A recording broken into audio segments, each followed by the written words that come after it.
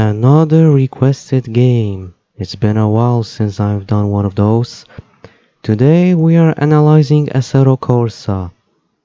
And that's all I've gotta say. I have nothing else for this intro.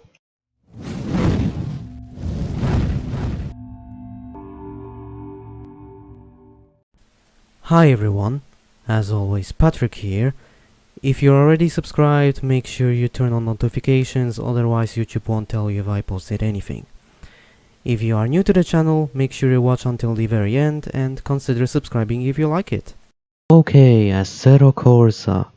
Assetto Corsa was developed by Kuno Simulazioni, I hope I'm pronouncing that right, in 2014. And let's be honest, every single sim racing player knows this, so let's start the analysis video properly by analyzing the graphics. But before we analyze the graphics, I have to say that this analysis video will be much shorter than usual. Why? I can't really say. That's top secret information. Anyway, the graphics. For a game released in 2014, Assetto Corsa does look pretty good. To prove my point, let's compare this game to other games that also came out in 2014.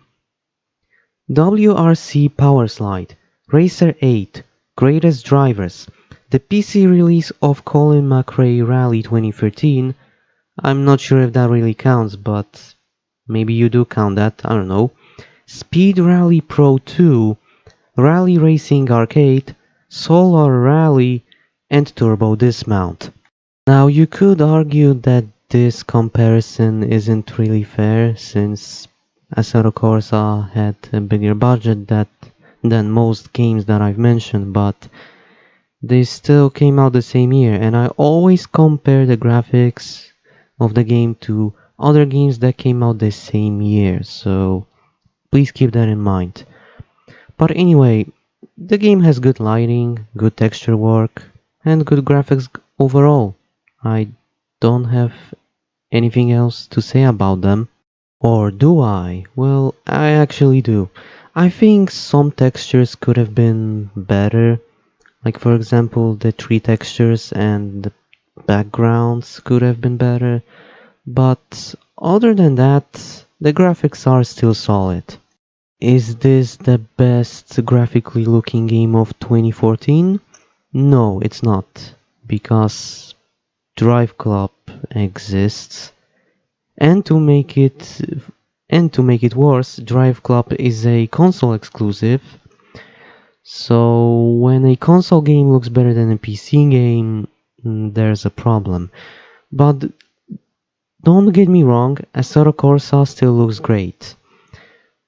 And it definitely looks better than most games in 2014. So don't worry, I still think the graphics are good, just not as good as Drive Club. What about the graphical options? Well, most graphical options you would expect from a racing simulator released in 2014 are present here. Yes, even an FOV slider. Does this mean the options are perfect? I wish that was the case, but sadly that's not the case. There is one problem with the graphical options. The game does have anisotropic filtering, but higher settings cause significant FPS loss. And to be more specific, about 40 to 50% FPS loss.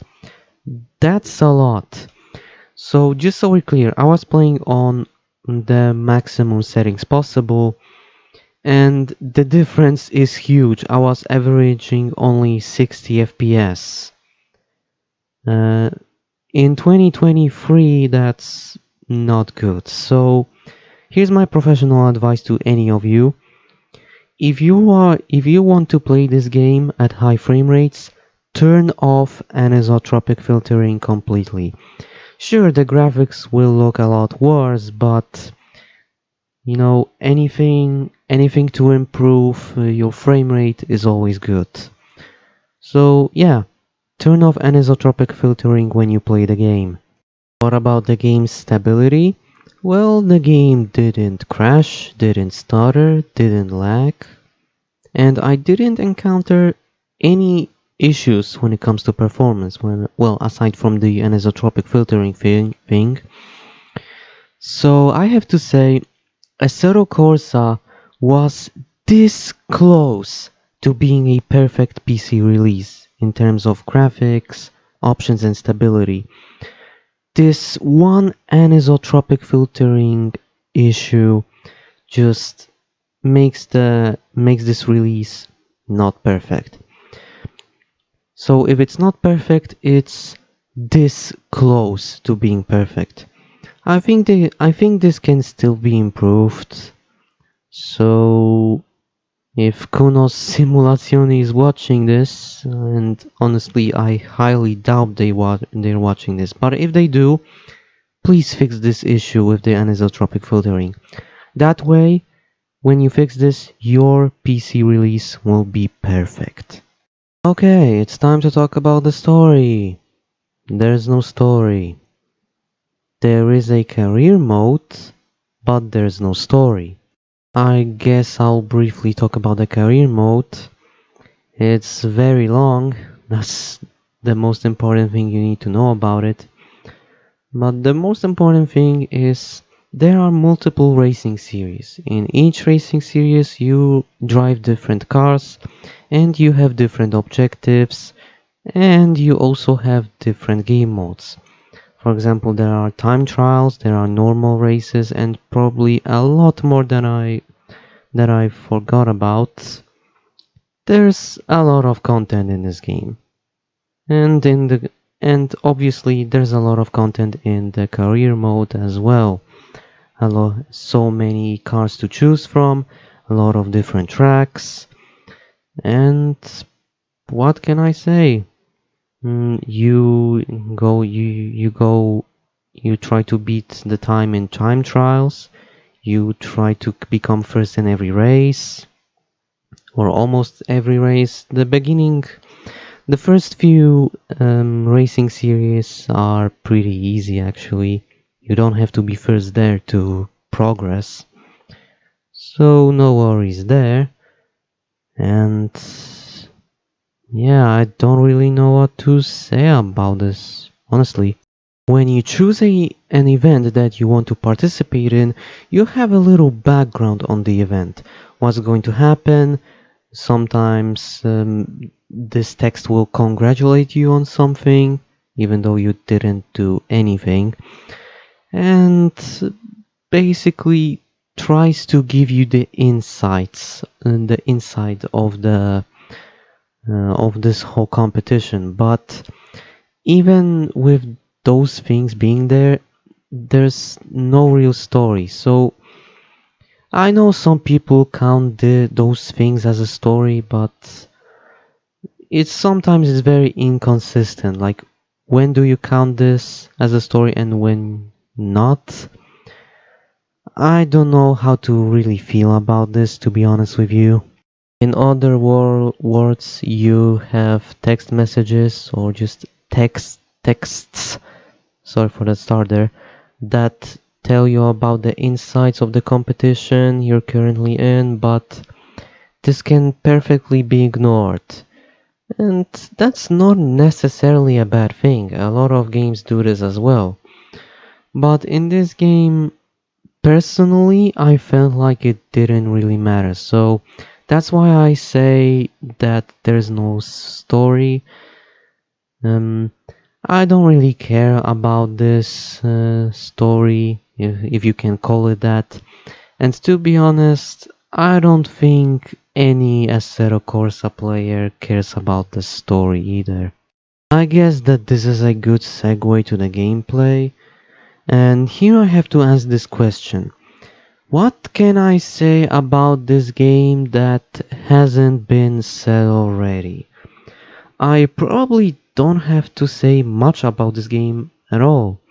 As you all know, Assetto Corsa was Kuno Simulazione's first major well-known title After smaller games like Netcar Pro and Ferrari Virtual Academy, which were terrible, and compared to other games that they've made, this game is several steps above, and it's a proper hardcore simulator, something that everybody knows at this point.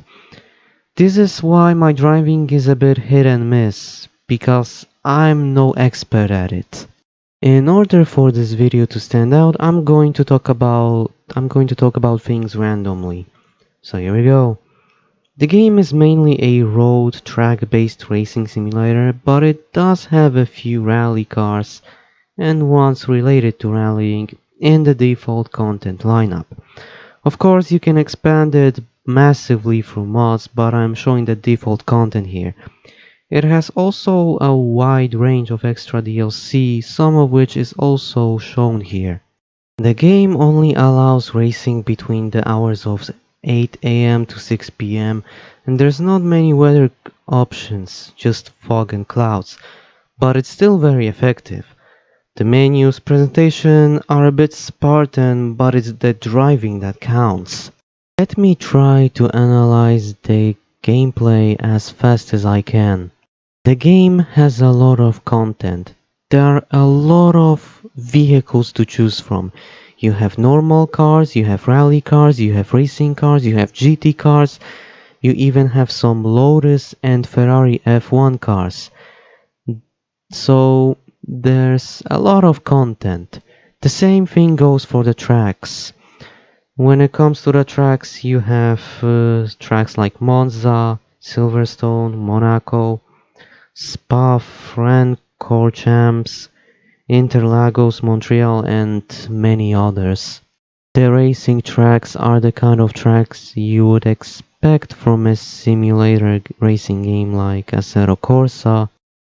When it comes to the cars, like I've said before, there are many different cars to choose from, and every single one behaves differently. I was racing on the pro difficulty settings. There are three.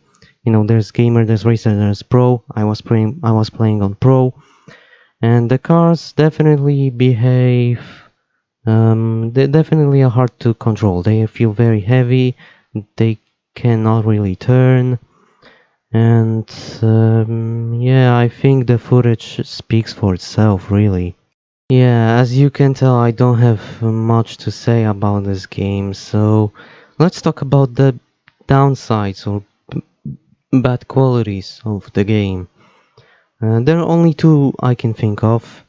The first one is that the physics could have been better. I've had times when I wanted to eliminate the opponents by crashing into them, and I just suffered from it. I guess you could argue that this game wasn't designed for it, but come on, give me the option to do this, honestly. And the second one, as I've mentioned before in this video, the menus are spontaneous. It's not very well designed. There is a mod that fixes the menu, but is it worth it? I don't know, I guess it comes to your preference. For me it is worth it. But then again, it's your preference. In conclusion, Assetto Corsa is a very good hardcore simulator racing game. It's definitely worth buying. It's somewhat cheap on Steam without the DLCs, but if you want to play buy the deluxe editions, which include every single DLC, you have to pay a little bit. So I suggest buying the deluxe edition and waiting for sale. Well, actually, it's the other way around, but you know what I mean. The game is still fun. It's not something I would play in my spare time, but I've had fun with it. The game is not perfect, but it doesn't have to be. This is still a very well made game, and yeah, I definitely recommend playing it. I know I didn't really analyze the game as much, but I just didn't know what to say. everything that I wanted to say about this game has been said by other so many other people. So yeah, if you want to know more about this game, I suggest watching other people talk about it. All I can say is that the game is fun. Go buy the game and have fun. But that pretty much sums up everything I wanted to say in this analysis video. Thank you for watching, and I'll see you next time.